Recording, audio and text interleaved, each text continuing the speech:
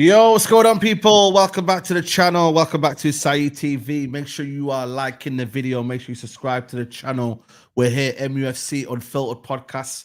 Sunday, 3-point collectors. You know what I mean? We could have a chilled out conversation.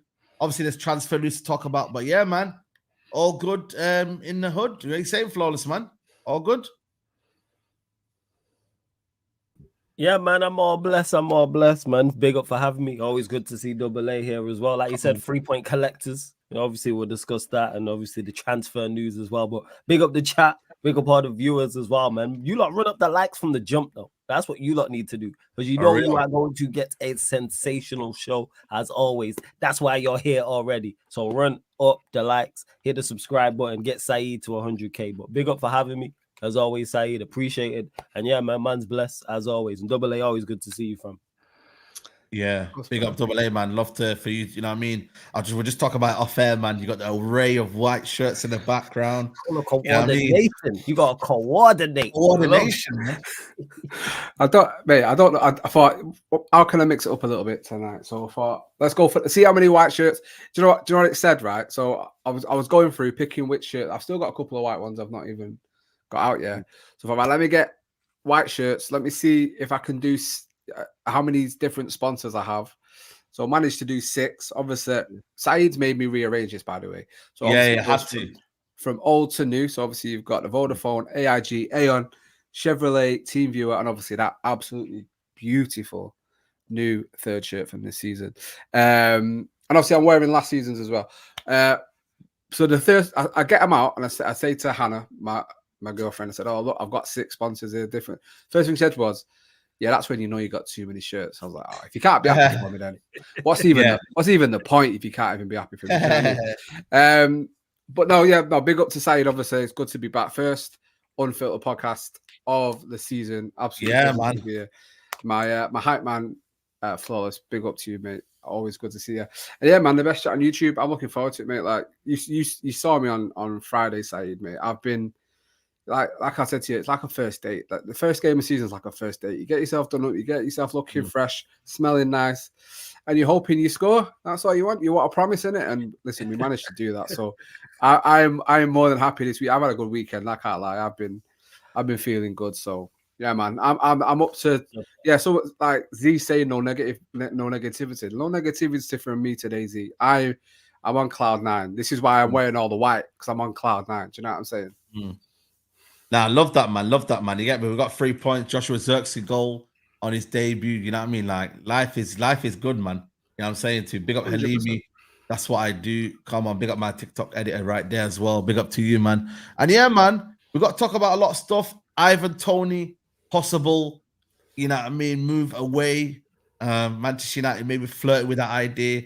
Mctominay, Fulham are now backing for Mctominay again.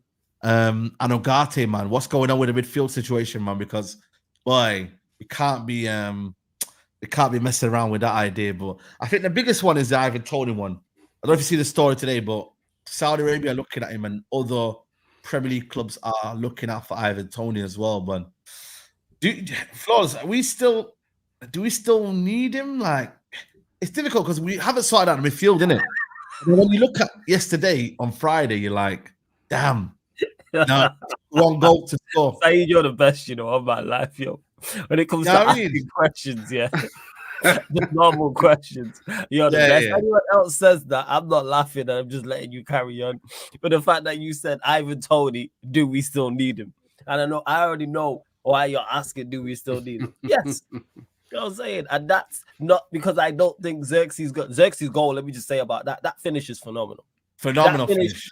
For that finish is not getting enough credit because it's ridiculous, because the way he's approached it is the only way he can score, and he fully meant it as well. It was very purposeful. That's not an accident, to the point where watching it live and even the replay, and initially I thought it was Mctominay. As soon as Mctominay got on the pitch, I was like, McTominay's going to score the winner. And McTominay's there, and someone, I think it was YG on my watch along, has gone Mctominay shot that I thought it was McTominay. And I was like, oh, it's Zirkzee. And then I seen it again. And I was like, wait, how did he score that? So incredible finish by Zirkzee. However, is Toney still needed? Yes. I don't know why the report is saying we are waiting till deadline day. He's going to be cheap. because it's seen him not being in the squad has even further lowered his price. Because now you've got a player, I won't go as far to say unhappy, but a player whose head's been turned, whether it's Saudi, whether it's other Premier League clubs, or whether it's both. Go and get him. What is the downside? Let's say we sign him for, because I think you could get him for like 30, 40 million at this point right now. And if it goes wrong, it's like, all right, it's only 30, 40 million. We're not talking 80, 90 million for him. Then I would be against it as much as I'm a fan. So I don't see the downside. You're talking about Zirkzee and other players. And people just mentioned Rude helping out our attacking players. So could Toney. Why could Toney not help out the likes of Zirkzee? And I think he's a good foul for others. And you don't have to worry about him settling into the Premier League or settling into the country. He's from here. And also, he's been in the Premier League and played. I think he get goals. He get assists. He can play up front by himself. He can play in a 2. Technically, he's got it there. The physical attributes is there. I think he has the confidence to be a Manchester United player as well. I think he'd fully embrace it, because that's the only question mark on him. So to me, I just don't know what the delay is with getting Ivan Toney. And why not have Ivan Toney and then he could play with Zirkzee? That's the thing is, you could have Zirkzee in the 10 and Højlund players, not Højlund and Toney players the 9 and Zirkzee in the... So I don't understand why there's a question mark over it. You mentioned the midfield. Yes, the midfield needs improvement, but our attack needs further improvement as well. Yeah, it depends on the price tag, innit? You know what I mean? I don't know what Brentford want, man. The fact that they put him out there, the squad, means that, you know what I mean? I don't know if they're trying to just give him the time that he needs to think about it, and then, you know what I mean? It is still 12 days left to the window finishes. You know what I mean? So I don't know. I just think, for me, when you looked at AA, man, you was obviously at the ground, and that it's like, after Zirkzee, there was no one on the bench, really. Let's be honest. Well, obviously, Højlund's injured. I couldn't agree. I couldn't disagree more with you, Flawless, to be honest with you, in terms of the Toney thing, which, you know, not in a bad way, does it, obviously. I don't think we need him at all. And I think for me, we've got to, if we hadn't got Zirkzee, I'd say go and get him. That, like you say, Premier League proven, will score goals for you. But my problem is now, then, I don't think Premier League clubs, or maybe even clubs really in general, have more than 2 strikers these days. It's not like back when it was partnerships and we had 4. I think a lot of clubs just have the 2. City have just got rid of one, but they had, you know, Haaland and Alvarez. And I personally would like to put the faith and trust in Zirkzee and Højlund, 2 young strikers that can be here for the next 10 years. I think with Toney, it's why has he not been snapped up already? Chelsea are desperate for a proper number 9. Desperate for a number 9. Tottenham, before Solanke, needed a number 9. Arsenal, for me, still desperate for a number 9. Those 3 clubs have not even sniffed at him. So that worries me. That worries me a little bit. And yes, you can look at it and say he could be to 30 to 40 million, which is, you know, a lot less than what they were touting. Was it when he come back from his ban, which was like 100 mil, which was mental. But apparently, like, he wants about 250 grand a week. I don't go near that, because then he wants to be a starter. Then it's like, well, what do we do with Zirkzee? What do we do with Højlund? And you might not think that's it. You might not think Rasmus is it. I'm not saying that, but I'm saying is we spent a lot of money on him. We can't just throw him by the wayside now, making first choice striker. That can't work. We're just giving him a number 9 shirt. I still believe at this moment in time, rightly or wrongly, he is our number 1 striker. Zirkzee comes on, scores a goal. It creates a brilliant headache for the manager, because now you've got a guy coming on in his debut scoring a goal, puts the pressure on Højlund straight away. That's what we need. I think if you throw an experienced 28-year-old into the mix of that, I think we're going to start to have some problems, where I think that money on him, 250 bags a week, 30, 40 million, go and get a fucking left back. Go and get go and get 2 midfielders. Go and get Ugarte, and go and spend that 30, 40 million trying to persuade Edison to come from Atalanta. Do you know what I mean? Really shore up that midfield and get a left back. I just think, for me, I think he would be a luxury signing. I think Toney at this moment in time would be a luxury signing. I don't think we need it. In regards to it, you mentioned about the other teams not signing him. They just missing a trick. That's why them teams ain't going to win anything this season. Like, you mentioned Arsenal. We all know Arsenal don't do what they're supposed to do in the window. They ain't going to win the league. Spurs, I get the Solanke one. Even though I think Toney would be a better fit for them, Solanke, I understand it. Who was the other team you mentioned? Chelsea. You know, they've had their eyes set on Osimhen. And here's the thing is with it is, we still have a distinct lack of quality there. Zirkzee, get by the by, he's just got here. Højlund has shown his like if Toney, if he starts for us, he would be our best nine without doubt. Yeah. 110%. And I think a starter for 30 to 40 million, also with Højlund as well, he then has the potential to be an out wide player as well. Which also, because let's say Zirkzee's form drops off, or God forbid he gets injured for a small period of time, our bench is bare. You're back to relying on one striker. Yeah, that's City. The reason why City can do that is because one, they have phenomenal over attacking the players around. Two, the system and the manager they have. Where let's say Haaland was to get injured, and they've not replaced Alvarez yet. Let's say Haaland was to get injured, you have Foden, you have De Bruyne, you have those two right there who could easily play a false nine role. We've watched them play a false nine role and win the league, so they're the exception to the rule. We are distinct, lacking in quality in there. And I don't disagree with UAA on the fact of us needing other players. Because someone said, oh, we don't need a striker, we need a left back and midfielders. Yes, we need a left back. We definitely need a left back. Yes, we need midfielders. We are also lacking in attack, like I've spoken about consistently all during this transfer window. And that's why, to me, you go get a Toney. We watch what happened to Højlund last season. Zirkzee, I do like. But what's wrong with competition I'm watching Madrid right now. Competition for places is the way forward. They didn't need Mbappe. They didn't need Mbappe. And they did. I think they did. They did not need. No. They did not need. If they didn't sign Mbappe, they did not need Mbappe. We would not. They didn't have that focal point because they were playing some weird. He's not a focal point. He's playing that. He's playing that. No. It's interchange. The point I'm making is Real Madrid fans, when we looked at that team at the end of the season, no one was saying they need Mbappe. Is Mbappe a good signing for them? Yes. But is he a need? No. But what's this thing with need? How about you add to quality? How much Goulet is not playing for them currently right now? Camavinga is currently injured right now. What's wrong with start? Look at Sion. Foden didn't start today. Let's get to that point. Why can't we? And I agree with that. Add quality. Like let's add quality. That's where I'm at. I agree with that, but I think we've got quality at the top of the pitch already. See, that's where our biggest disagreement is. Then I disagree with that wholeheartedly. I don't think we have much quality up there. I mean in the number 9, I think Zirkzee and Højlund are two good strikers for us. Yes, you might say Højlund. I have my doubts over. And I hear that, but for me, I can't write him off after one season. After an okay season. For a debut season where we were the worst we've ever been in the Premier League, to score this many goals. So you think two's enough for now? You also got 5 centre backs or something like that. 5, 8. I would rather have quality on the wings. We saw. Listen, Garnacho came on the other day, created the goal. There was not enough of that last season. They don't do it enough. If that's the start of things to come, because even Rashford was putting balls into the box. We saw a little bit of difference. I can say Højlund and quality in the same sentence, mate. Just by the way,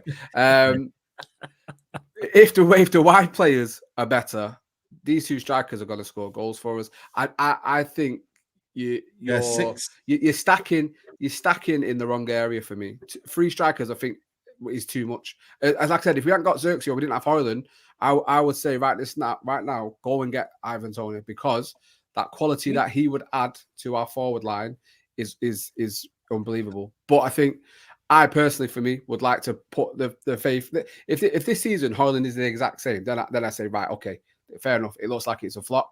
Then we need to move on. I think, and someone said then in the chat, like, what, Højlund's the starter? Not for me, but for the manager. I 100% guarantee you that Højlund is right now the starter, And that in there lies the problem, because you mentioned there about out wide us needing what's it called? Someone said never heard a positive from Flawless. Did I? Yeah, I was gonna say, well, I don't get that. Like, you know what I mean? Then, you know why? Because you know what it is. I burst people's bubbles. That's what I've realized. Because I say it as it is, and it bursts people's bubbles. Because the first thing I said was, that finish from Zirkzee was phenomenal.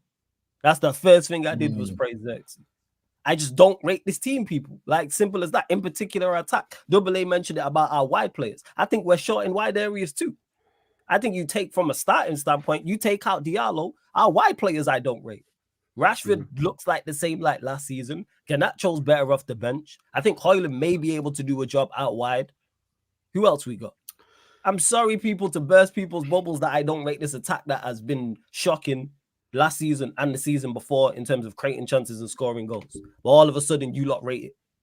but we don't need an Ivan. So I think it's ridiculous. I also would like us to get a left winger. I think we desperately need a left winger. We need a Rashford profile, but somebody better than him out there. Where's Shot? Who was on the bench? So we had Zirkzee, Garnacho, and who else was on the bench to change the game? Anthony, that was dead. Mctominay came on. Look at the players that are saying, but this is the team that's going to finish third. All right, or fourth. Listen, Chelsea, as much as I don't like, look who they brought up. Like, they're going to try and sign more. At least that, even if it goes wrong or not, the attempt is there. As much as I'm not a fan of João Felix, that man signed Pedro Neto. You're bringing off the bench. They have Palmer, they have Nkunku. They're still going and trying to get Osimhen. Whether you rate them or not, I'm talking about the intent. Say you don't do that. You know what I'm saying? We've not even done that. We had Euro and still was looking at the Ligt. So what happens when Euro gets fit? Because we got Euro, we got the Ligt, and we've got Martinez. One of them's probably gonna miss out. What happened to competition for places? Yeah. Nah, centre backs. You need four quality centre backs. But I say with the strikers, I don't think you have three. I don't think you have more than two now. I generally don't think that's the modern game to have more than two strikers, rightly or wrongly.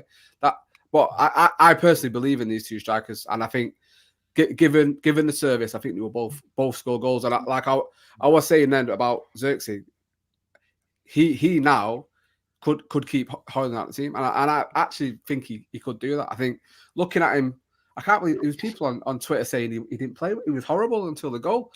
I saw, bro. It was not him, but it was almost like Berbatov. The way he was dropping and his touch, and the way he was facilitating the play. Listen, it's too early to jump off a cliff with a new signing after sort of 30 minutes of a game. But listen, that for me was something we've not seen from a United striker since. Obviously, I know you talk about Martial, but you know it this is gonna sound mad. But I can't believe how the size of him. Yo, I can't. I'm trying to think of a word. It's a unit. Just say he's a unit. It's a unit.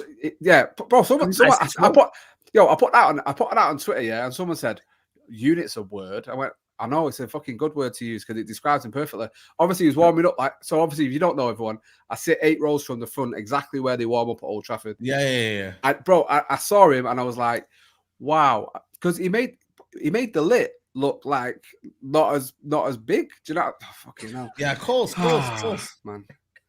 You know what I'm saying. You know what I'm saying. We know what you're trying to say. Here, the thing is with Zirkzee, anyone saying he played bad is crazy. Like, I just want to see what else he can do on the pitch. It's like hearing a rapper for the first time on the track. Well, he only had an 8-bar verse. The 8-bar verse was fire. I just want to hear more. Yeah. And that's what it is. Oh yeah, I need Once the album. Once you got the goal, though, you see the flicks on the top. No, that's what I'm saying is we own it because I think he only had like 12 touches. No criticism of him. I'm saying I want to see what else you can do because that was an impressive cameo. Let's see what else you can do. You got more bars, clearly. You know what I'm saying? I want to hear more verses. I want to hear hooks. Yeah. I want to hear a solo project from you. So I want some fire in the booth. Yeah, absolutely. I can hear it, bro. Like, I'm not talking about the kit making him look fat, people. I mean, like 6'4", his legs. Wow, like the guy. Listen, I'm telling you now. I was impressed by the size. Let's just say that, everyone. Yeah. Hey,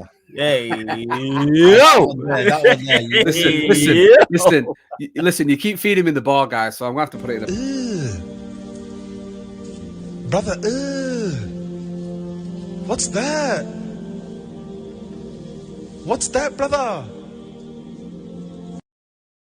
Listen, yeah, that's a pause. Hey, no. I'm sorry, but it gets to a point when you feed me the ball, I'm gonna put it in the back of the net. I do apologize. No, I don't even apologizing. Fuck you guys. Well, we get what you say. Like, we get what you're saying. No, he's a unit. He's a unit. Yeah. You know what I mean? Listen, if we've got to the point in life where I can't say a guy's big, then we are in trouble, aren't we, guys? You know what I mean? Without pause and ayo and that. Grow up. Yeah. Please. Come on. Yeah, man. But I think for me, listen. I think it's one of them where it raises the question about what's depth in it and what's too much. Listen, we had 4 back in the day and we made use of it. 3 nowadays is too little. You know what I mean? 2's just about right. But then if you lose 1, you're kind of relying on 1. Literally watch what happened to Højlund. That's why I'm saying going like with City and others, they might have 2 like out and out strikers, but they have other players who can play there. I don't want to be relying on Bruno Fernandes or Mason Mount to play the 9 consistently. That's a recipe for disaster. That's They're where not I'm at with it. clinical I don't see him being here as a downside. If he gets here, that Højlund and Zirkzee have to up their game. Everyone has to. Competition for places. I just mentioned Madrid. Güler's on the bench. He don't play. He plays for anybody else in Europe right now. If Güler's anywhere else, he's starting week in, week out. He's on the bench for them constantly, and no one talks about it type of thing. Like, to me, there's no, yes, there is, because we are so far behind, there's not one area I point to and go, oh, that's more important than that. Do we need midfielders? Yes. Do we need a left back? Also, yes. I also think we're short. I do agree with Double A on that. Wingers, we're short. To me, we have Diallo. And that's it. Even though the performance, which we'll get to, I thought was actually a good performance, and I was pleasantly surprised by it, more so defensively. But to me, there's no such thing. I've never heard a manager go, oh, I got too much quality. Never happened. Never. You never, bro. You've never said, oh, we have too much quality or we're too stacked in that area. We should be stacked, super stacked in every area on the pitch. That's what we used to be. We used to be. That's the thing. We're missing out who were ballers at times. Bro, remember Park not starting the Champions League, and Fergie saying it's one of the biggest mistakes he's ever made. Yeah, you know what I mean? Bro, it's mad, bro. That's what we was. There were certain times when Turkey would pick certain teams and like Scholes would be missing or Giggs would be missing or something. And I'm like, obviously I'm young. I'm thinking, why are they not playing or not understanding what's going on? What you doing? What you doing? Like, I know more than him, but hey, we move. But like that's where I'm at with it. Pep does it consistently with City. Foden didn't start today. Bro, FPL nightmare. Pep. Yeah. Don't be no City players. I never trust Pep. He just won't play Haaland and De Bruyne. Everyone's like, and then they'll probably win the game. Like, just to me, again, yes, you have to prioritize, but everywhere is a priority. I don't think we're in a situation where we can go, no, not here, but go to this. No, you shouldn't be. But again, that's just me. Yeah. I think listen, the Toney one, I think we just got to park it off for now. Let's see if it happens. It's one of them where we just got to, if it's a pleasant surprise, it's a pleasant surprise. Feel me? If it happens, it happens. If it doesn't, we got to focus on the midfielders. You know what I mean? And talking about midfielders, Mctominay, Fulham have reopened talks with Man United over signing of Scott McTominay. Fulham had 2 bids rejected and weren't expected to go back unless United were willing to negotiate on asking price. Fulham now expected to make improved offer if talks go positively. So, boy, yeah, I mean, I just think for me, it's clear United need the money to bring in players, and this one needs to just get wrapped up straight away, man. Like, why did it get wrapped up time ago? And we just took the 20 million. You know what I mean? I don't know if Fulham are now trying to up the price now. They've realized they need to buy some players. You know what I mean? But boy, this one needs to just get done ASAP, brothers. Yeah, he's one of the players with the biggest value in the current market. Do you know what I'm saying? So it's like I've said all summer, we just need to get him gone, and it's nothing to do with how I think of him as a player or whatever it is. I just think in a squad full of players that we struggle to get rid of. We spoke about it last week, telling how many of these players are on massive contracts. They're getting run down. He's on his final year now, as it is. His value has never been bigger because he's had that season last season, played for Scotland. He's one of their biggest and most important players. It made sense that he's on the market. It made sense United go and get the money for him. Other than, obviously, apparently the manager still obviously rates him. You know, he saw him come on the other night. But I just think we are in that sad position, and you can blame the Glazers for this, in a need that we have to sell to buy. Now, if we can't get rid of Eriksen because he's happy to sit on his 150 grand a week, if we can't get rid of Casemiro because he's happy to sit on his 300 grand a week, what do? You go and sell a player that's pure profit as well. And let's not forget, all of the money we get from McTominay goes straight into the coffers. It's no having to pay anything off because he's come from the academy. So it makes perfect sense. And we can go and improve him and add, like Force is saying, some real quality and depth into this squad that we can utilize and help us push closer to the teams we're wanting to close the gap on. So, listen, I hope it gets done quick because it means Ugarte gets over the line, and hopefully we can go and get another midfielder in as well. I think we need to massively. I just want it to happen. I'd be really excited for that to get over the line. He ain't gonna start, is he? Let's be honest, man. He ain't gonna start, is he? You know what I'm saying? So end of the day, we're kind of just wasting our time with him, and we can get value for him, 20 million. It's a no-brainer, man. You know what I'm saying? Yeah. It's an absolute no-brainer. Absolutely. It's got McTominay. It's like moving on. If you're really smart, like once they come in for that bid, you get money. And I've said this, go get Robinson. I thought he was good yesterday. I've been a fan of his. I thought he was good last season. The left back. I'm a fan. Like, so if they're offering 20 million on Robinson, not only then do you get rid of McTominay, you can reinvest that money in midfielder. It solves the left back issue as well. And again, someone you don't have to worry about getting acclimatized to the Premier League. And then you spend that 20 million plus more to go get 2 midfielders. And all of a sudden we look like a better side. But yeah, just get McTominay gone at this point. And the fact that it seems they're going to make an improved offer, maybe Manchester United have played this right. If we get 25 or 30 million rather than the initial 20 million, if we get extra 10 million, they've done good business. So we have to prop them up, because if we don't sell him, we'll criticize. So I praise him. If they manage to get 30 plus million for Scott McTominay, hey, play the blinder. Sell some rubbish for big money. Well played. Yeah. And this one here, exactly. Smith is going for 25. You know what I mean? Today, Tottenham selling for 25 million. What club is he going to again, guys? Leicester. Going to Leicester as well. Leicester for 25 million. What does he offer? Like, people, like, seriously, what does he give you? Well, this is why you have to think, Ineos I need to stop saying Ineos because it's just Manchester United. This is where the new Manchester United are starting to play the game properly. All right, you're offering silly money, we'll walk away. And then you can come back to us when you're going to be serious. Obviously, I think Fulham now, like Flawless has said, probably realise they're very short in that midfield, and they need some maybe goals and some bite and some real quality in there. So they've come in again and thinking now we definitely need to go and get McTominay.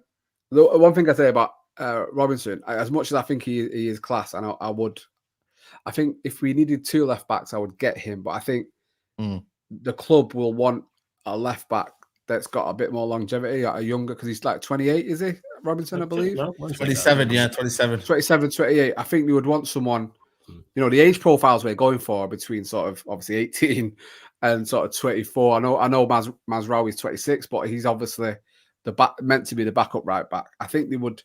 I agree. I would like someone to come in straight away, and we can get 4 years out of Robinson and get a younger left back. Obviously, Amas, but it's just a case of if Robinson gets injured, we've got no one, because the other 2 are fucking useless. Shaw and Marcy. I don't know what the hell's going on. So, as much as I would like that, but I think Fulham would ask for 40 million for Robinson on his own, to be honest with you. So yeah, we'd end up giving them 10. We didn't end up giving them 10 million. Since they was like, I get it. I was like, all right, why not go and get? And United have never been linked with him. I'm just saying, I think he's a good left back. I watch him. I'm like, yeah, if you could get 3 to 4 years, and then you have Malacia as backup. Malacia don't develop, then you can go and then sign another, because you mentioned it there. We need first teamers. We need players who walk right into the 11 and improve the 11. And considering our left back options, that's not really tough. Yeah, you're just a competent left back and just athletic, technically decent. You would improve us so much down that side. Facts, 100%, man. You know what it is with me? I think with the midfield options, you get me. The Ugarte one is clear as day. Like, United are looking after him. I think that might be our only midfield buy. Will you man be happy with that? Just Ugarte on its own, because I don't see. Because Fabrizio Romano come out just now, he's saying Man United might want to add at least 1 more player, could be 2 by the end of the window. Is that 2 midfielders, or do you think maybe? I think there'd be a left back. I think it might be a midfielder left back. But as much as that might be the plan now, right now, this second, that's what they're thinking. When you start getting to that last week of the window, last 2-3 days, as we know with Manchester United, them plans can change rapidly. Yeah, hour by hour, them plans can change. So I personally think we get 3 in. I think we probably go and get 2 midfielders, whether it's Amrabat back or Rabiot and Ugarte, and then a left back. Whether that's a loan or a purchase remains to be seen. I still think Ugarte on his own is nowhere near enough, mate. That midfield is still very lightweight for me, and I think we saw on Friday. For me, Casemiro's becoming a better number 8 than he is a number 6. Bro, Like, I did say, it's mad, isn't it? And it'll never Better happen. further forward, man. Better further forward. Bro, it'd never happen. He doesn't want to play there, He doesn't want to play CDM. Nah, bro, he didn't. The first season he didn't, bro. He was. Yeah. I've never seen him so advanced. He was like, "Yo, I'm out the shadow of Modric and Kroos. Man can live. Man can breathe. Man can go and get some fresh air." Do you know what I'm saying? It'll never happen. But Ugarte, Casemiro, and Mainu would be my favourite midfield for Man United. Facts. Mainu further forward. It'd never be a double pivot, but double pivot of Ugarte and Casemiro with Casemiro a little bit more advanced. Bro, I'd be happy with that, Like, I think that would actually work. Because Casemiro clearly now thinks, or he's feeling himself a bit further up top. Do you know what I mean? So I'd happy to see how that worked out, but it's not a shit midfield. It's good. I think it'd work. I think that would work, I didn't even see the comment. It's just your reaction to it. Not the most balanced. Here, the thing is it better than what we've got? Yes, but like we was just talking about, I was just talking about the left back. It's not tough to be better than what we have. Ugarte is a good addition.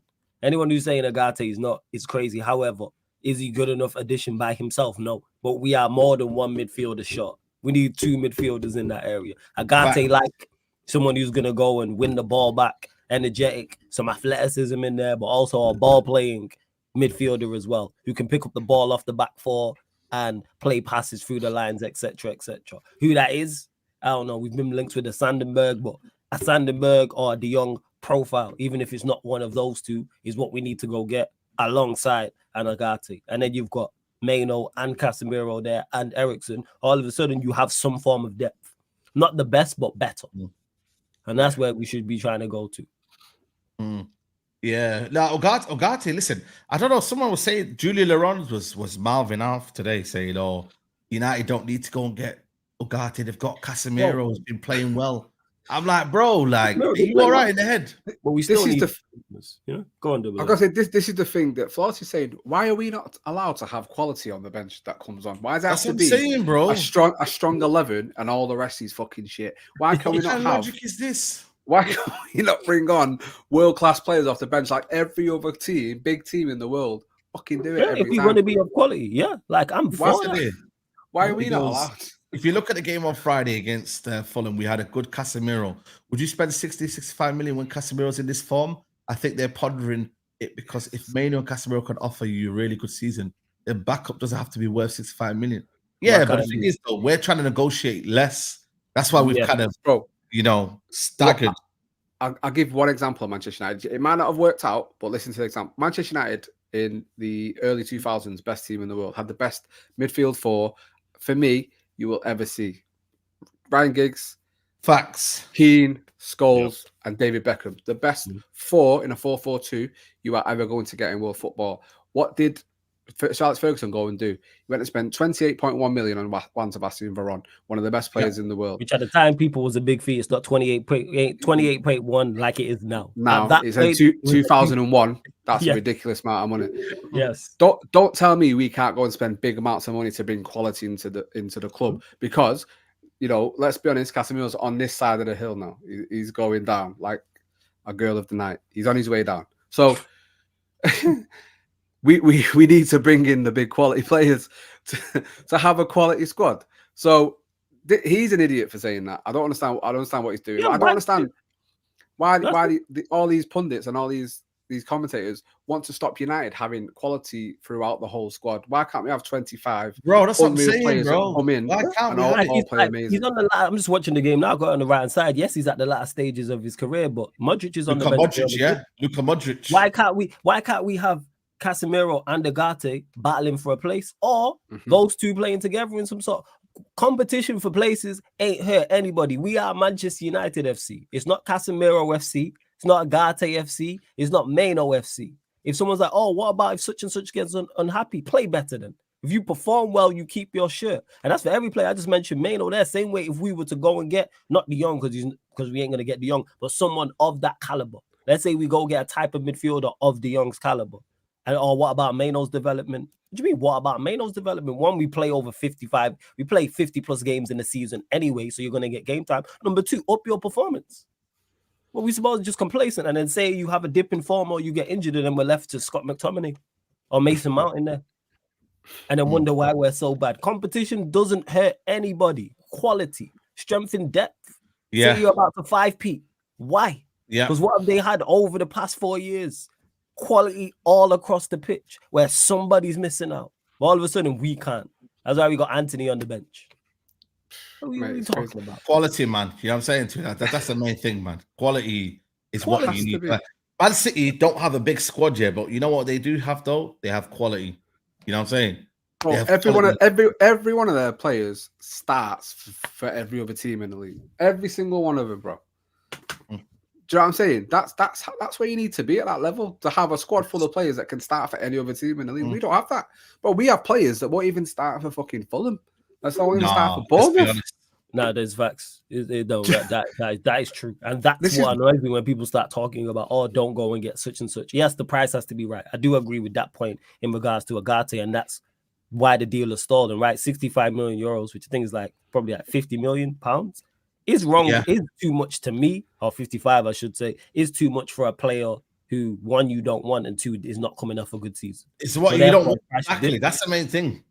Yeah. Like if he was flying high, I didn't want to leave, and we're going in to get him, then you expect to pay a premium. That I would understand. Paying a premium on the player coming off a great season and a player they don't want to sell. Then that pushes up the... But you don't want the player. He's not involved, and he's not coming off a good season, and you're still trying to charge me. No, get out of here with that. What's going on?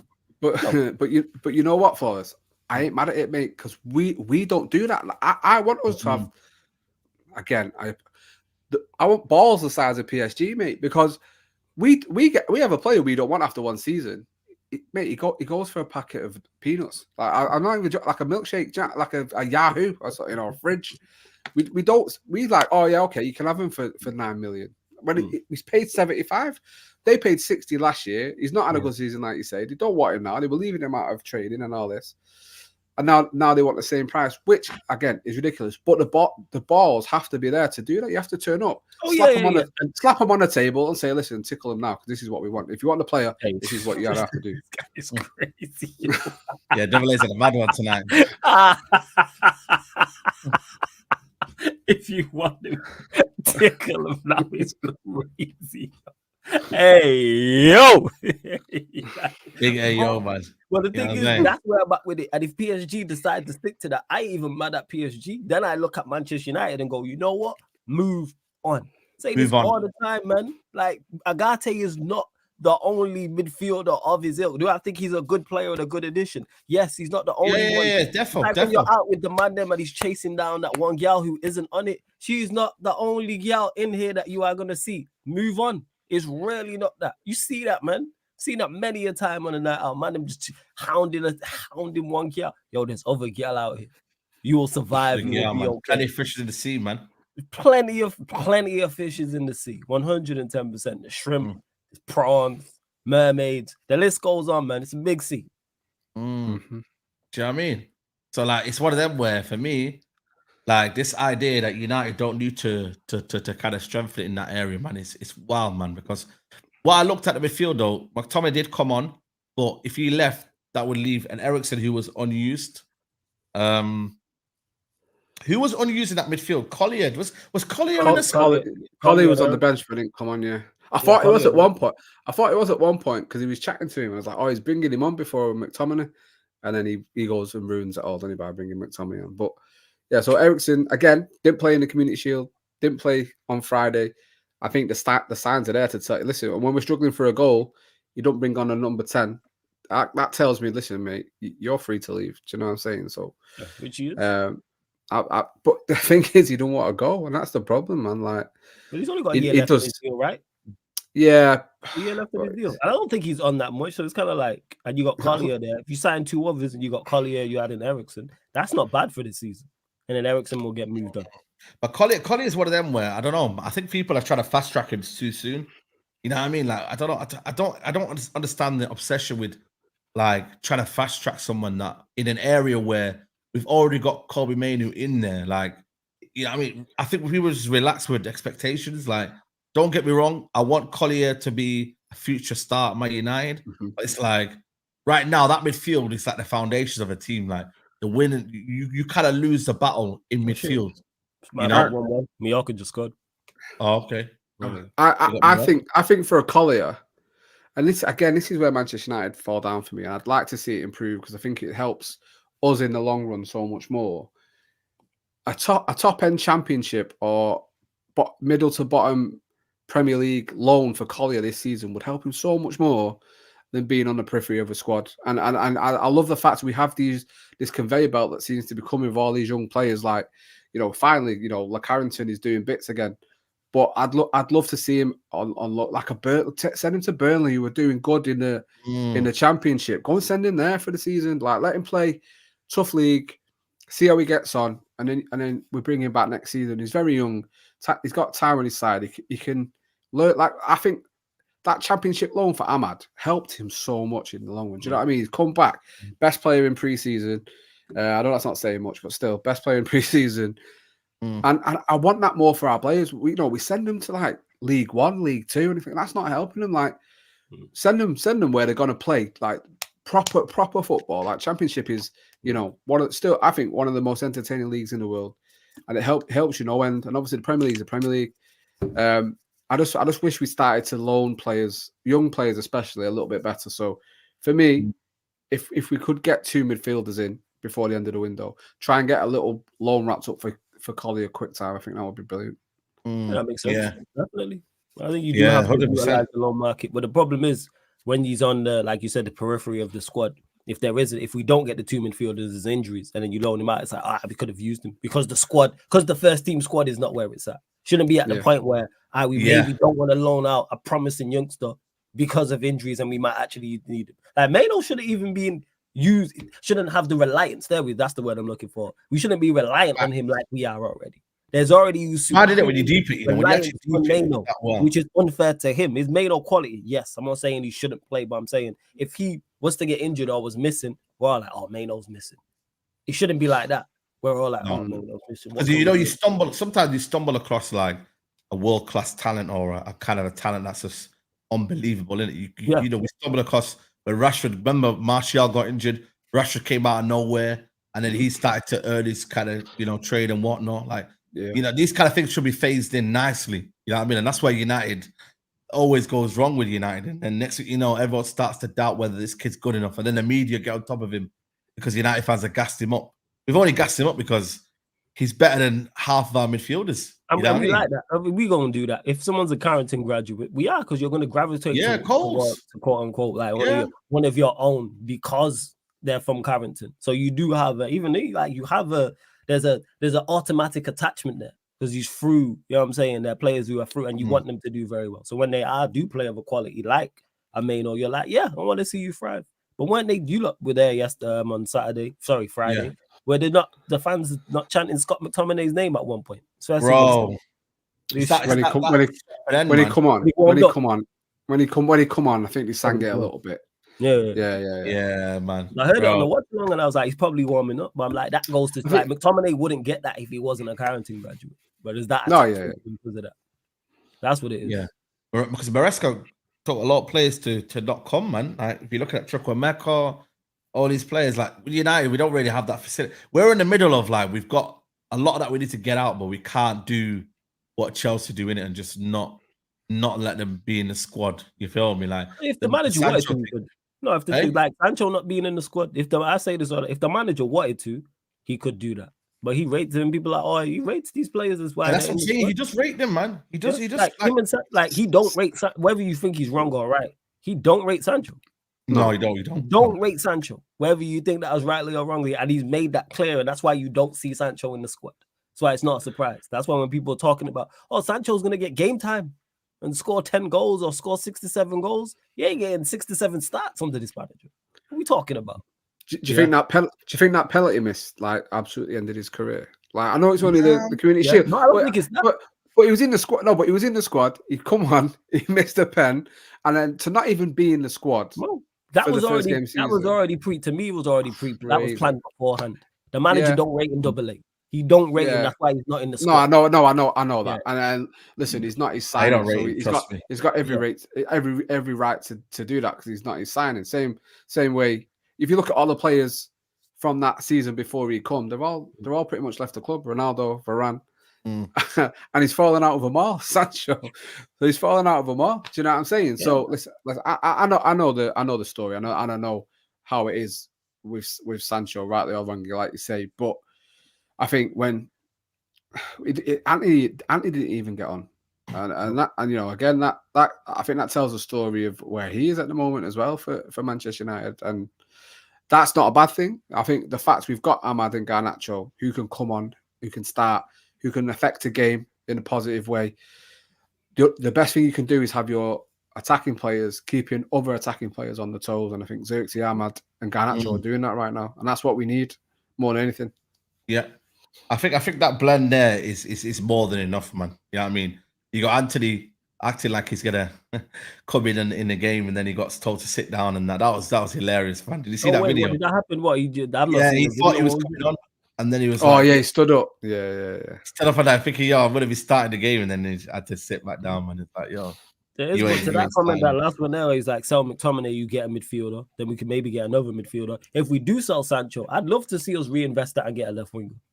Because we desperately need one. I'd love us to go and, like we're talking about Garnacho being better off the bench. As much as I don't rate Rashford, I think he's much better off the bench. Because he looks just out of sorts. Just completely out of sorts. Like, at least old Rashford would try things. Like, he tried flip-flop, a step over. It might not come off, but he tried. But even the Mount chance where Mount's shot against when the goalkeeper came out, Rashford's just ran and miscontrolled that. And he's dropped him out, Mount shot and the keeper's blocked it.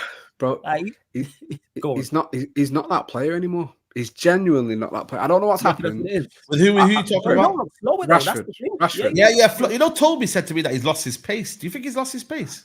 To me, he looks the same. I don't think he's lost his pace. I just think he's lost his explosiveness. I don't think he's as explosive. I knew that time ago. You know what I'm saying? He's not that. He's just not that player anymore. And that, for me now, you have to find a way of getting the best out of what he still has, the abilities that he has, if he's going to be at the club. But having him as that winger that's going to take on players, because he tries it and it just never comes off, does it? Unfortunately for him. So, listen, I saw a bit of an improvement in him on Friday. In that, I thought he was more simple. I think, yeah, and I think he was trying to put the ball into the box a few times. He did throw some crosses in, which we didn't see a lot of. So, listen. Personally, people are saying he's going to have a big season. I think the jury's massively still out on that. I don't know what you've seen pre-season or Community Shield or Friday to make saying 15 to 20 goals from him. But I think, listen, in a game where there was some positive, so I'm likening this game to the Wolves game, the first game of the season. Both 1-0 wins. For me, couldn't be any different in that. Wolves deserve something out of that game, and I think Fulham didn't necessarily deserve anything on Friday night. So I have to be positive, and I take that on, and we have to now show that in a game that really does kick us up the ass next week in Brighton. And I think you say he looked sharp though, but did he really? Did he really look sharp, or did he just look fitter than other players in pre-season as well? That's what you have to. Yeah, that's another thing as well. Because he didn't go to the Euros, so he sat on his ass or something, but he's been doing them videos of him looking, training, and all that kind of stuff. So, yeah, big up. Am I not here? Yeah. No, hey, don't. Hey. You can't big up me and not big up double. Exactly. Yeah. I'm not wearing this. I'm not hiding and disappearing in the back. Do you know what I'm saying? Like if you just big up Saeed, we get that. You know what I'm saying? Big superstar. To do both of you and leave me out. You got to big up double A, man. You can't big up me and not double A. Saeed, I hear it. You know what I'm saying? This is his house. This is his empire. Fully get that. Go on, man. What's wrong with you lot? But big up Abdallah, man. Appreciate it. But yeah, with Rashford, better off the bench. That's why I said we need a left winger of his profile, but is better than him. There's no one that stands out really in the Premier League. There's no one in Europe I look at, but I know that there are players out there. I know if I ask the Jez or Kaneki or Steve, they'd be like, oh, you got this player. We need a left winger desperately because Rashford ain't it. And Sancho's not going to play. Real talk. I'm not trying to see Garnacho start. He's better off the bench. Anthony, hell no. I think Diallo's better from the right. We're going to have to get goals from somewhere. That has to be the left winger. Has to be the goal scoring left winger. Because Diallo, I think he'll get more. Obviously, I think he'll play more and get more goals, but he's not that. Zirkzee, I think he'll get goals, but not to that extent. The main source of goals and go for it that side. So, yeah, we'll see. But we kept rushing it. That's our problem, man. Kept rushing there. Oh, yeah, it's just lack of quality there, though. But that's the thing. Yeah, man. Point on the game, I was pleasantly surprised by our performance in the game. Pleasantly surprised, in particular, also defensive standpoint, because I was super concerned we were not the exact same as last season, and see 20 plus shots and get caught open. Go on, Double A. Go on. Abdallah, who hates Barcelona, bro? Who hates Barcelona? Come on. Who hates Barcelona? Don't try it. Don't try it. Do you know what? There's so many in there. It's ridiculous. Yeah, imagine. But yeah, we just didn't get caught open time and time again, and that's what impressed me the most. Was that if we were organized, and if we can be defensively solid like that during the season, I think we have a better chance than I expected of doing better in the league, maybe in Europa League as well. But you mentioned it going forward about like Manchester United, just that lack of quality in that area. But any midfield quartet that contains Mount, Bruno, and Rashford is doing nothing. That's why if you were disappointed by what they did as a Manchester United fan, or you were shocked by our attacking play, I've seen rival fans say, "Oh, I'm shocked by it." Did you really expect different with Mason Mount and Bruno Fernandes and Marcus Rashford as three of your front four?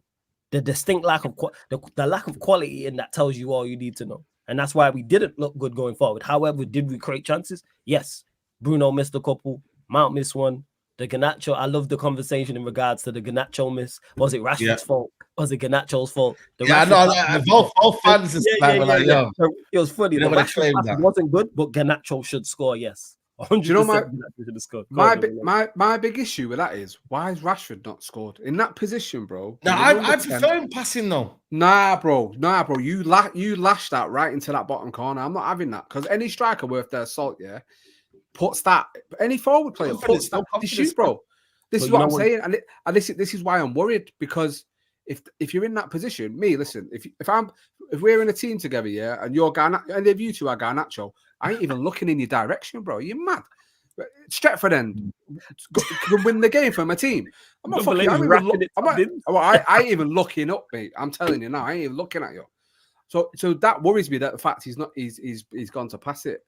I need Marcus Rashford that's so confident that he ain't looking at anyone, and he's putting it in the bottom corner. That was my big thing about that. Yes, the pass wasn't great, but I think for me, Garnacho still should put it in the net. So everyone's to blame. They're all to blame, to be honest. Yeah, like that's where I'm at with it. I have no issue with Rashford passing. The problem is the pass. The pass wasn't it. Should Garnacho score? Yes. I'm not letting Garnacho off. I've seen people say, "Oh, it was slightly." Garnacho should score 110%. However, should the pass from Rashford have been better? Yeah, because it's a simple pass. You're under no pressure. Just roll it 7-8 yards, and he's got an easy tap in. Or, like Double A said, shoot and score. But again, our attack is being our attack, and this is my biggest concern. We created more than I expected. However, we created, bro. XG was better than theirs. Yeah. We created a lot. We actually dominated possession in both halves. More so the first half. It was like 61% in the first half. It dropped in the second half. But that's what I also like as well. And that was a plus. And I say defensively very good. Onana didn't make no mistakes.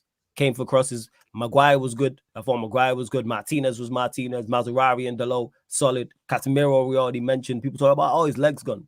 Maguire, Casemiro looked fine out there. Maino's always going to be of a certain quality. Same with Diallo as well, but it's just in that final third. And when we play better teams than Fulham, that is my concern. When we play better teams than Fulham.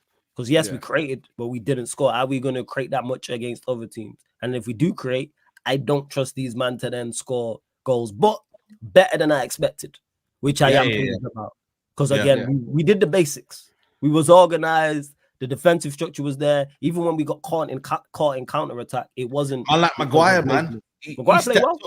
Maguire played well. He did. Maguire stepped up, man. He looked like a guy that knew he was under pressure to kind of deliver. You know what I mean? That's what we need. And that's exactly what you need. You need that quality breathing down your neck, because you mess up, you don't perform, you drop a stinker.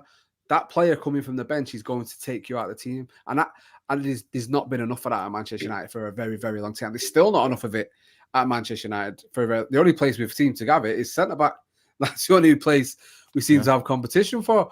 When we get that around the pitch, is going to be beautiful. But listen, it's going to sound. I don't know. But I was sat in Old Trafford and I thought. I was thinking about, obviously, we speak to a lot of American fans, you know, you think Griggs, of course. Staffy, Sky and all that. And I was actually thinking, I was like, right, do you know how lucky we actually are to go and sit at Old Trafford every single week and watch Manchester United play? When we know so many fans across the world, loads of people in the chat would give what we have. Well, we take that for granted, and I thought, do you know what? I need to change this attitude now. I'm going to be like, I'm not backing every single player. I still know when a player needs to leave. But when they're on the pitch, bro, as long as you show me that you give it everything for the badge. And Maguire did that, you know. The fact he looked dead near the end. And I thought, you know what, the kid... He gave it all, man. He gave it all. The kid is really... Wasn't fully fit before the game. Bro, and he gave everything. And that's all you asked for. And he looked decent. Yes, against better opposition, it might not be the case. But... Yeah, of course. All I cared about Friday was getting them 3 points. That's all I cared about. And that was the main thing. If a performance was there, if we scored 2, 3, 4 goals, amazing.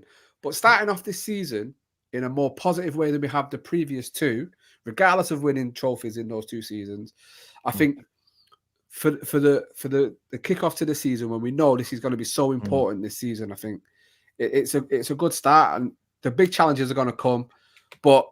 Listen, like I can't be mad at that performance. As much as it could have been better, the goal should have been there. Not could have been there. The goal should have been there because we missed again, like the Community Shield.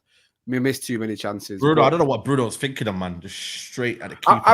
I'm hoping it's just the rust, mate. You know, he's not. That's his first game, second game of the season. You know, he had no preseason practically. Yeah, I think you know his shooting boots will come, and listen, if we can keep creating chances, I think the goals will come. Not 100, not 80, but some goals. I'll say that we ain't gonna finish on -1 this season anyway. I'll say that. Yeah, because you know it's crazy.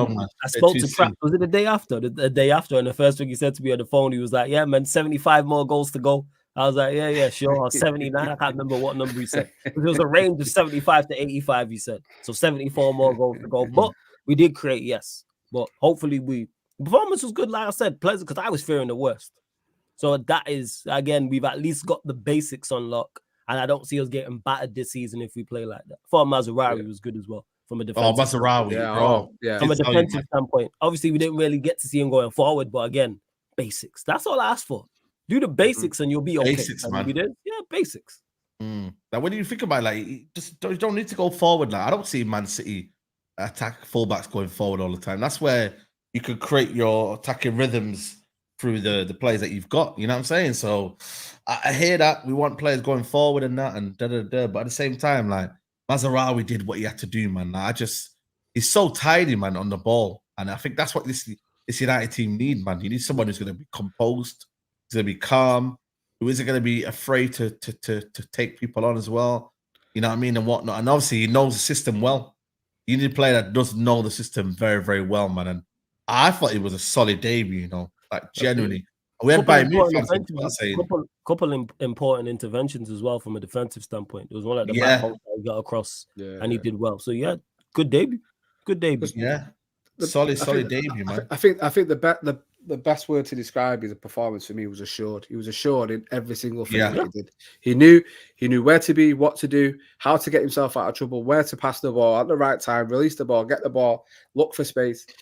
I think it was a fantastic performance. Again, like, you know, look, like I remember Malassia's debut for United against Liverpool, and he got done by Salah once, and then he locked him up. And I thought, wow, that is an amazing debut. And I think Mazraoui, although it was Fulham, again, looked great, and you know, he came off. Obviously, the fitness levels aren't there, but again, it's quality in a position that we need quality. And already for me, in everything he does, apart from probably sliding tackles, it's better than Wan-Bissaka, isn't it? So already we've upgraded and we've improved on an area where we needed to improve. So I can't be mad at any of it at all.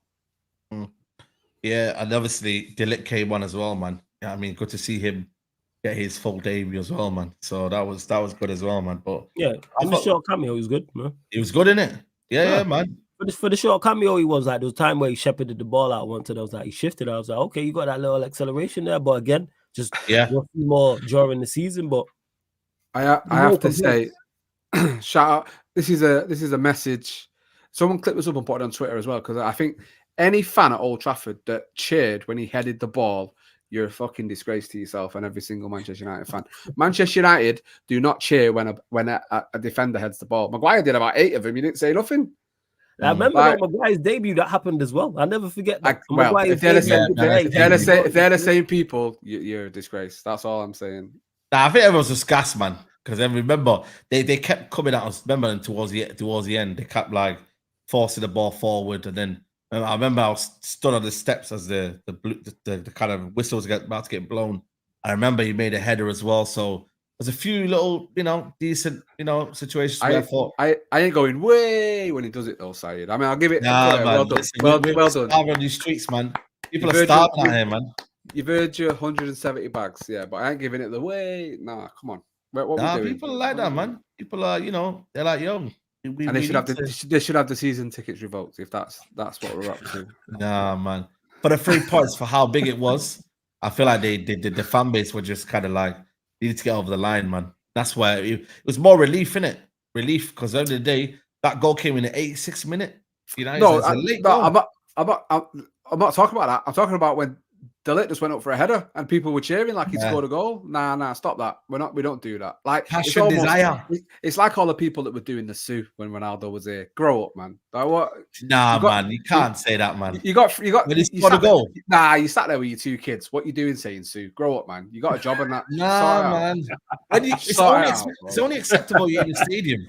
No, it's not acceptable. No, it's not acceptable. You're a grown ass man. You said you're a grown man with kids. Nah, man, I'm so Sue. It's Sue you are in the stadium. If not, don't be saying Sue. If Sue ain't, so you're telling me you weren't sitting there, bro? I've never said Atalanta game, Villarreal game. Saeed get lost in the. Saeed will get lost in the euphoria. I give it one of them. Saeed, you give it that. Didn't you? You sued, didn't you, Saeed? You sued hard. You sued hard. Newcastle, yeah. And he scored that goal. Yes, Suwabi. Bro, he was there. Bro, I was like, come on, man. Suwabi, man. That's it. Yeah, exactly. Celebration police out here, man. It's bad. You know what I mean? People getting triggered, man. It's a joke. Come on. I don't care. Do what you want. I'm just joking. Calm down. I'll talk out my ass. Yeah, apparently, yeah. That's what my girlfriend says anyway. Double the comments is hilarious, That's bro. Listen. The thing is, yeah. Anyone saying that now? Oh, look at him. You're suing. You're the embarrassment, not me. You're the one that's suing as a grown ass man. There, Monday morning. Do you go into work Monday morning, sit at your computer and go, I sued the other day in front of 75. Yeah, but you don't remember it. You don't talk about it after. Just kind of just. You don't remember it. What? You just get lost in it. You just get lost in it. It happens. Oh, get away. You get lost. You forget. And you don't gas up the Sue. You don't do the madness. You just kind of say, "Oh, cool, we did it. It happened. Bye now." Just don't do it. That's all I'm saying. Anyway, when you look at the when you look at the win, man, Ten Hag, you know what I mean? Van Nistelrooy as well. The ending was a bit bad. You see the celebrations and that, like. Singing for Van Nistelrooy, not Ten Hag. Yeah, man, that was crazy. And he was pointing to a wall. Like, no, everyone saying he was pointing to the players. He was pointing at Ten Hag, really, because he was like, listen. Was he? Bro, because he was pointing like over to, because the players were walking around near where I sit, yeah. Obviously, clapping and that. But Ten Hag was, the moment where he's like got his arm around Ahmad and that. And that's when he was pointing over. He was like pointing over to where Ten Hag was in the players. But obviously, it's coming out saying no. He was talking to the players. Bro, he was pointing at Ten Hag like, nah, this is your man, not me. It's like, yeah, we know the truth. We know who's pulling the strings, Geppetto. Do you know what I'm saying? Like, we know who Pinocchio is. We know who Geppetto is. You ain't pulling the wool. Yeah? Is Rude the mastermind behind it all, yeah? Hey, the Stretford end for singing. That's all I'm saying, mate. I don't know. So they're not James Bond. They're the person James Bond talks to. What's his name? Q. Q. Yeah. Q. Yeah, that's what we're saying. Yeah. Q. Yeah. How about listen? I'm not saying that's what happened. I'm just saying what I saw. Yeah. Is it? But nah, Yeah. listen. Yeah. I like that. I like that from Ruud. You know, he's like he's saying, listen, it ain't me. I'm an assistant. Yeah, you don't want Ten Hag like hating him. You know what I'm saying? But even Ten Hag- even if it was the players, he's like, you know, this is who's done the job. Give them the applause. Listen, I'm just the best striker that's ever played for you. Do you know what I mean? So there we go. Now, listen, I think Ruud Van Nistelrooy. I think there was a togetherness, though. Don't get me wrong. There was a good togetherness there. You know what I mean? Togetherness in terms of Garnacho and Rashford, and it should be a united squad. But then again, it's all rosy when it's rosy, isn't it? And then when it's doom and gloom, you know what I mean? Everyone's, you know what I mean? Pointing at each other. That's what United. This is typical United, you know, man. When it's vibes FC. Well, When it's bad vibes. It'll be interesting once we get that first bad loss of the season, which hopefully it's not a 7-0. It's not a 4-0 at Brentford. And Brighton's a tough game. Did you watch it on the weekend, by the way? Yeah. Oh, well, Everton are going down, bro. So that's what I put. They're one of the worst teams in the league. So that 4-0 for me. Everton, it's crazy. Everyone always don't Everton. Because, bro, they've been flirting with relegation for about 18 years. But you know what it was? It was their team, the way they were playing, and the wingers that they've got. They got that minty guy. They got a prop. Mctominay's back. Like they look proper on it, man. You know, bro. We've got Scott McTominay. You're mad. Like, what do you think is going to happen? Like, yeah, we might not have it by then. We won there last year. Well, no, the last game of the season, but we won there last year. Yeah, we won there last year. That's true. That's a positive. There we go. I'll be interested. I'll be interested to see what happens and the togetherness. Will the leak start to come out a little bit?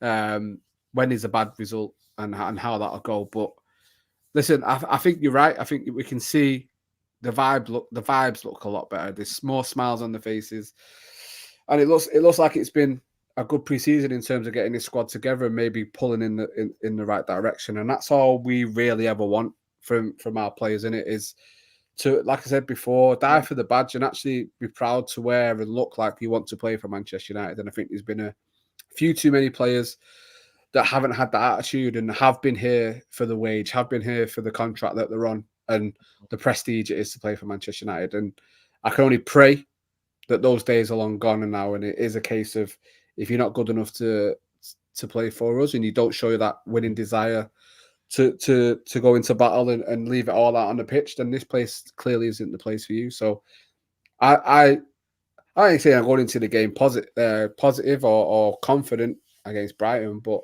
like I say, we beat them last year, place that we have struggled, and I think listen, go into every game wanting us to win still, and I'm thinking we can win, and that's all we ever want is to think Manchester United can win every game they go into. Yeah, that's it. That's it. You spot on right there. That's exactly, and that's what it was in the first season. There was a belief we could win any game. There was a belief, even if we went a goal down or the momentum was against us in a game, that we could turn it around. And a lot of the time we did. And then obviously last season that completely disappeared. So hopefully it's back this season in regards to just that belief and just will to win. Obviously skill is important, but mentally you got to be on it. But go on, Saeed. No, I was going to say, like, it's I think that mentality is so key, man, this year, man, because, bro, this team lacks any character, man. Like, genuinely. Like, as soon as you get a few losses, man, it's like, bro, like, everyone just got head down, blaming each other, man. That right there, new coaching stuff, they have to bring in new belief, like, yo, like, we're not going to give up. And I think that goal was a good example of that, like, not giving up, keep playing the same way and just getting that goal in, because, yeah, it was crucial. Because I was thinking, I wasn't fearing the worst here, but I felt like if we didn't win that first game, you kind of like, they go to a must kind of dodgy tie against Brighton, and it's, it's all a bit messy. But I felt like that win man there just kind of like was like, yo, like we're starting the season at least stronger, because it is stronger than last year. Because you got to remember, Wolves peppered us last year. Like, Fulham didn't really have many shots on target. Like, let's be honest, like it didn't.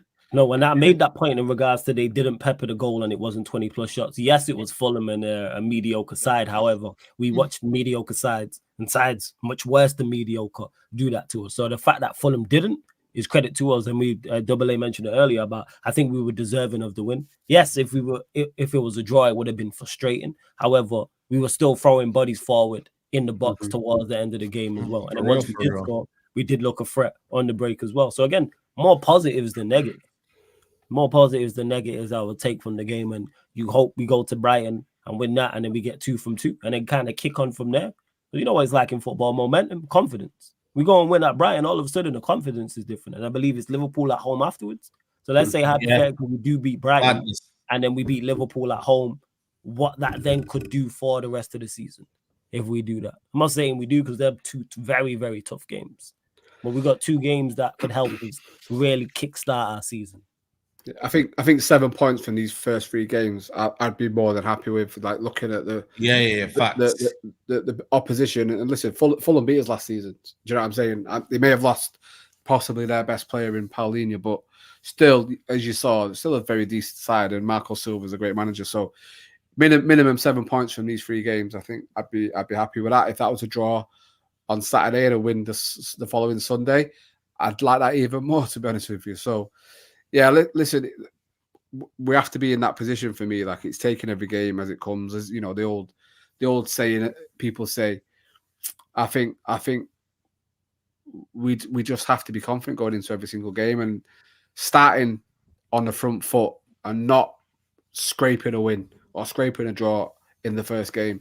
It's just going to buy us all. And I think the manager can only help us in that, in the team that he's picking. And you know, the chat's already going on. Do you think the same team will start on Saturday?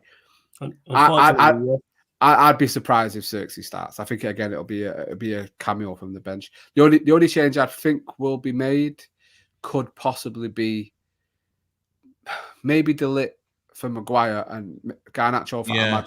Wrongly, Garnacho for Ahmad. I think for me, as much as I like seeing Ten Hag with Ahmad, I think that could just be PR. I think that could, maybe that's the cynic in me. Maybe that is me with that PTSD. And I hear you. I raised that point as well. Like, I think that could be a bit of PR. It's like, listen. Like, everyone looks like he's saying he loves him and all that, yeah. But in his ear, he's like, yeah, you're on the bench next game, bro. Don't even.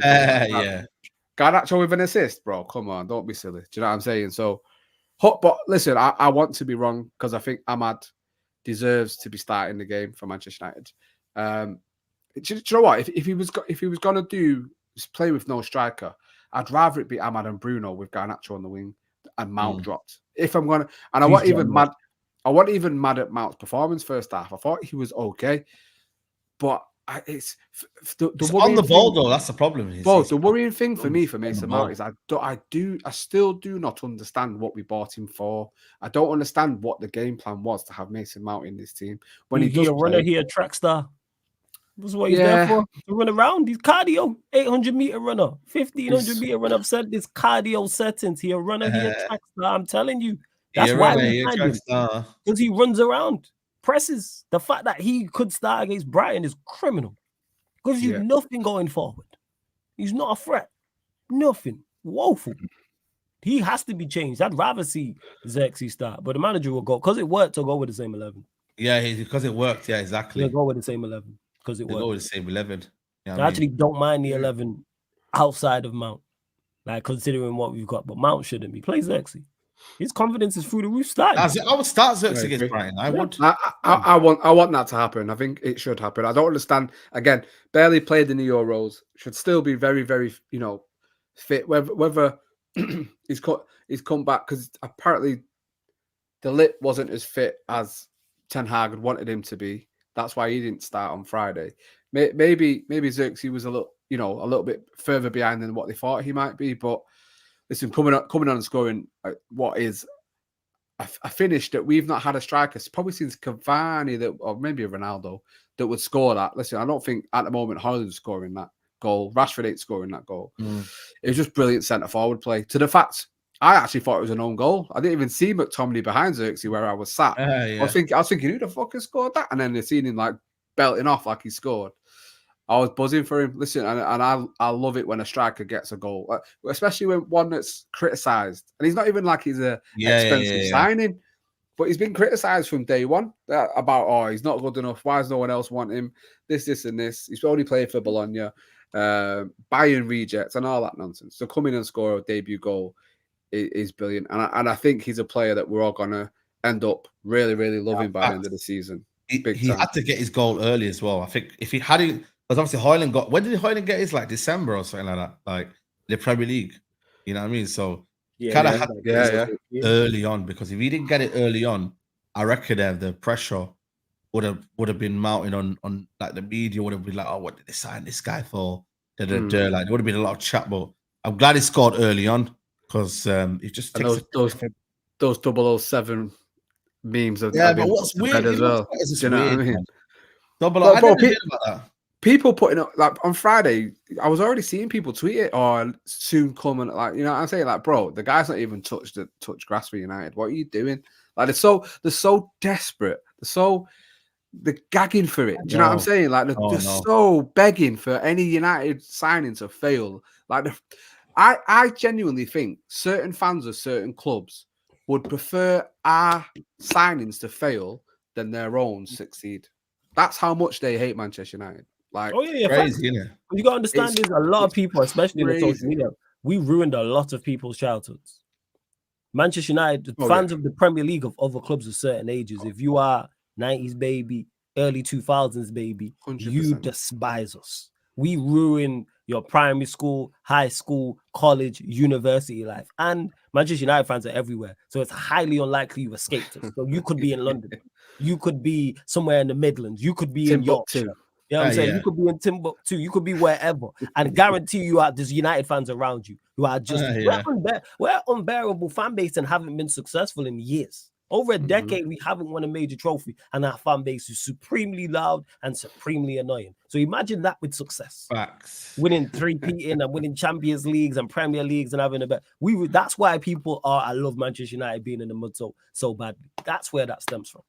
Do you ever see that? I can't remember what it was now, but some TV channel or someone had to go to, like, the deep, dark corners of Africa to finally find someone that didn't know who Manchester United were in some little village. And that. Talking about, bro, it is great. Like, literally, like, guys with plates in their mouth, like, and all this, like, just don't have a clue or anything about what football is. Going on. To find out they don't know who Manchester United is, man. Crazy. Yeah, even the Gary Neville and that talking about Ligt being a bit lightweight. He said, "Oh, Dillitt's lightweight and whatnot." I think it was like Martinez is lightweight and too small. Yeah, and Gary Neville said he can't play a high line. Like, bro, that's all he did at Ajax. He did it at Bayern Munich. He did it at Juve. Like, bro, listen, I don't. But if that was Branthwaite that we'd signed instead of Ligt, they'd be raving about him. Bro, they'd be throwing welcome parties at his shitty hotel in town. Listen, the problem we have with a lot of these ex-players for Manchester United, loads of them are crashing in on these new signings.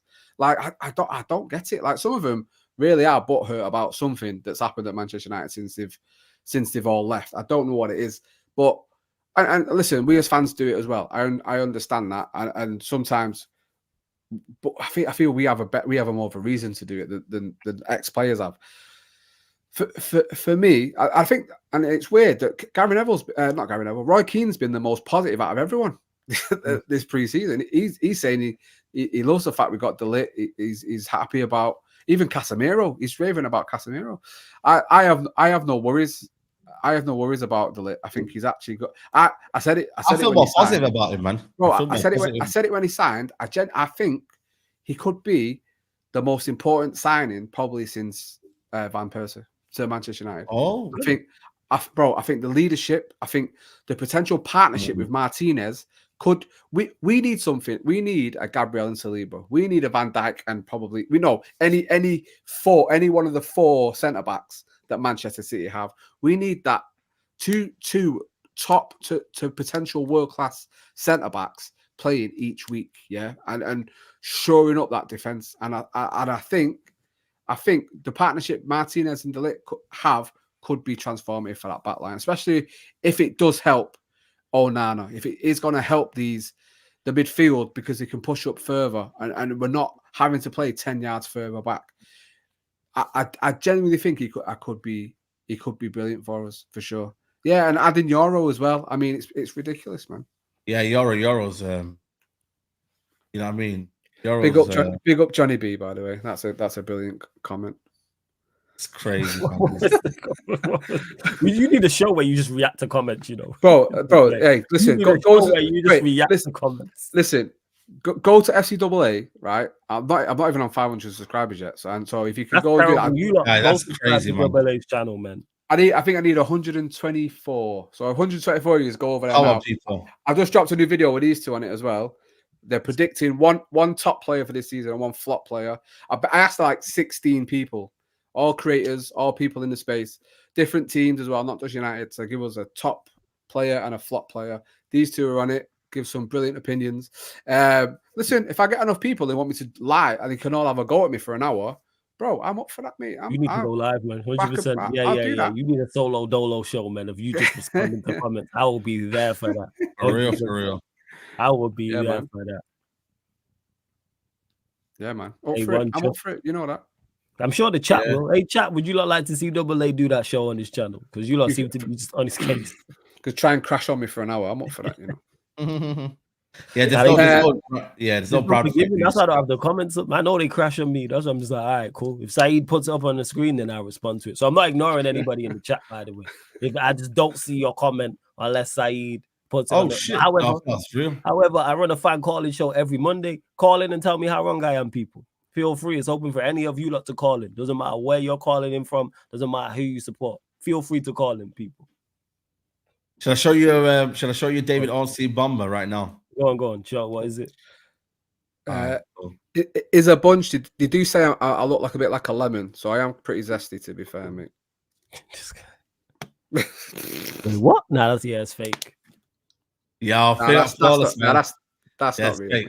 Mate. It's fake. It's fake. Man trying to get me, yo. I'm saying it's fake. This guy, yo, it's fake. Come on, man. Oh my days. Come on. Nah. I like Marcel. Yeah, he believed it was real, man. I just seen it in the random talk chat. He thought it was real, man.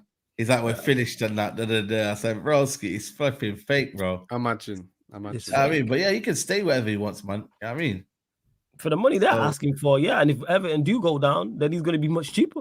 If Everton do get relegated, for real. Yeah, that's what I'm saying. That's why I'd rather wait till next season. Yeah. If they really is, I don't think he's worth 70, 80 million that they're asking for. He's a good defender, yes, but I think he's of that level of the price they're talking about now. So leave him there. Go sign another left-sided centre back to back with Martinez. Facts. Yeah, I agree. 100%. I agree. Well, I think positive stuff for now, man. I think everybody's just kind of like chilled out, nothing negative to say. You know what I mean? We're just enjoying the season, innit? Yeah, go on, Double A. Go on. Go, bro. It's all good. I was just gonna say the reason why is because their performance was good. Good result, because that's the most important thing. Great result, winning start, clean sheet. So we're going to be positive. Can only respond to what I'm seeing. If Manchester United play well, I'm going to praise and be happy about Manchester United play well. If Manchester United play poorly, I'm going to criticize and be unhappy. I don't have no agendas. When I'm critical of Manchester United, I want to be wrong. I don't want to be right. When I say these players are not good enough, that's just me giving my honest opinion. But do I want them to be right? Yes. I want, for example, subscribe to Double A's channel. Make sure you do that. I want Højlund to be a 20. I want him to be better than a 20-goal a season striker. I want him to be a 35-goal a season league in the league.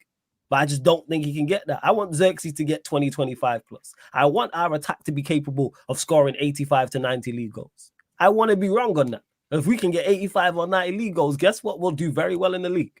That's a Premier League level winning attack. We just need to sort out the defensive. But I just don't think they can get there. So yeah, in regards to the positivity and why you're getting it on this show, it's because the performance was good. And like I said, I was pleasantly surprised by what I see. More importantly, from a defensive standpoint, offensively, still concerns, yes. But hopefully we go and address that in the window because it's still open. Yeah.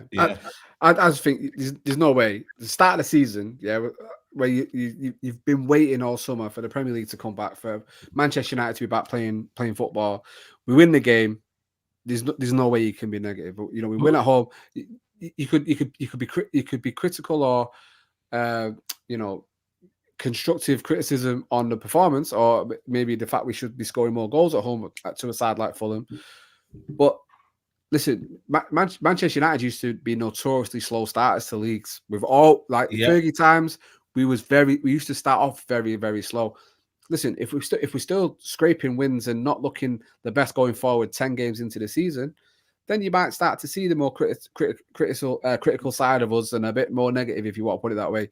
But mate, after one game, and when a new signing comes on and scores the winner at the Stretford, and bro, I'm buzzing. Like I said, my weekend's been fantastic because of that, and being the curtain raiser for the season, knowing that your weekend is secure because you've collected those 3 points. I'm absolutely buzzing, and I can't wait for Saturday now. I can't wait to watch Manchester United again. Yeah. And we go on to the next one, man. I'm buzzing. Come on. Yeah, definitely. Definitely, man. Definitely. Listen, we're going to wrap up here, man. Big up to everyone who's locked in right now. I don't know how many likes we're on. I'm guessing we're on 500 likes. That's the minimum we could get on this show. We're on currently 456. So if you can get them up to 500, that'll be amazing. And yeah, man, Flawless, what you got coming up? You're live soon. Yeah, Let them live know straight you're after coming up. this sports Q&A fam. Now, so yeah, people, those that are coming up, sports Q&A, where we're gonna just recap Premier League, so not just Manchester United. Obviously, you got Chelsea, City, all the other games that happened over the weekend as well, plus Leicester and Tottenham coming up. So yeah, there's just questions from the chat, similar to what Double A's done at points. Various points during this live stream, people. That's what the show is, where I'll just be looking at the chat, picking out the best questions from members, and yeah, answering them and responding. And yes, Saeed, love, man. Big up for having me on. Always, I was man. looking forward to the show. I'm just happy that we're here after a win and the vibes is good. And hopefully next week after the Brighton game, same thing. I'm hoping so. Yeah, definitely, man. Double A, let them know what you got coming up. Anything you want to plug, let them know. Yeah, man. I say it as always. Appreciate it, mate. Listen, 100K soon come. Like I said on Twitter the other day, we will be feasting. We will be celebrating. Because listen, this guy, it's no joke the work rate. Listen, I know as a creator who's not on his level, I know the work this guy puts in to be where he is, and he deserves every single thing he gets, every bit of success, because the guy grasps. And not only that, he's the guy that facilitates the football community on YouTube, the people he brings in, the people he puts on. And, you know, like, I can't say enough about him. And he's someone that I talk very, very fondly of, because he's, as a friend and as a person, he's amazing. So every one of you, if you're not subscribed to him already, if you're watching this for the first time, you're checking this show out for the first time, and you think, I know that Saeed guy, who the hell? Mate, make sure you're subscribing, because the sooner he gets to 100K, the sooner it is not only better for him, it's better for all of us, and it's better for the community. So make sure you do that straight away. Make sure also Sarcasm City, my boy Flawless, my hype man. Listen, again, another creator that I look up to, and yeah, I'm happy to see him doing big things as well. Obviously, the best chat on YouTube. I love going back and forth with you. I love you, all of you. No matter what it is you say, no matter how much you hate me or what I'm saying, or I'm talking out my ass or whatever, it's all love. I'm just there on the wind up most Sundays. That's pretty much what I do. This is what I'm here for. Don't take anything I say too serious. I'm just here for a laugh, because life is too serious. And if we came on here and we was boring and negative and I didn't stir the pot, listen, I probably wouldn't be here, would I? So listen, I love every single one of you. I'm buzzing at United one, obviously. Myself, obviously, FCAA, very, very, very, very, very small channel. 24-25 season, I'm looking to change that massively. I want this channel to finally start growing. I've got some big plans coming up. You know, Winner Stays On, a new series I'm going to be doing. When that drops, you'll be very interested to see what that is and where I can take it. Obviously, I've got other videos dropping as well. In between, little, I like to speak to people. I like to get the thoughts of people. So one of the series is the fans. Obviously, like I said, Flawless and Saeed were both on the last one. I asked fans of clubs, Fulham fans, Bournemouth fans, Brentford fans, City fans, Liverpool fans, anyone, to pick one top player and one flop player they think is going to be in the new season. Flawless and, like I said, Saeed, give me some great opinions. That's in my latest video. Go and check on my channel. Like I said, go and get me to at least 500 subscribers right now. 500 subs, man. So Double A can get monetized. What are we doing out here? Come on, man. Yeah, that would be brilliant. So yeah, big up to everyone. Hope you all have a good week, and we'll see you next Sunday after we beat Brighton and we're buzzing again. Definitely, man. Make sure you like the video on your way out, and yeah, man, big up to the community, and then we'll see you next week. Check out the redirect before we literally all set. So yeah, redirect is set. So head over to Flawless's channel, and yeah, man, Sarcasm City TV, Raid Saeed TV, and then yeah. See you soon, guys. Take care. Peace. See you go.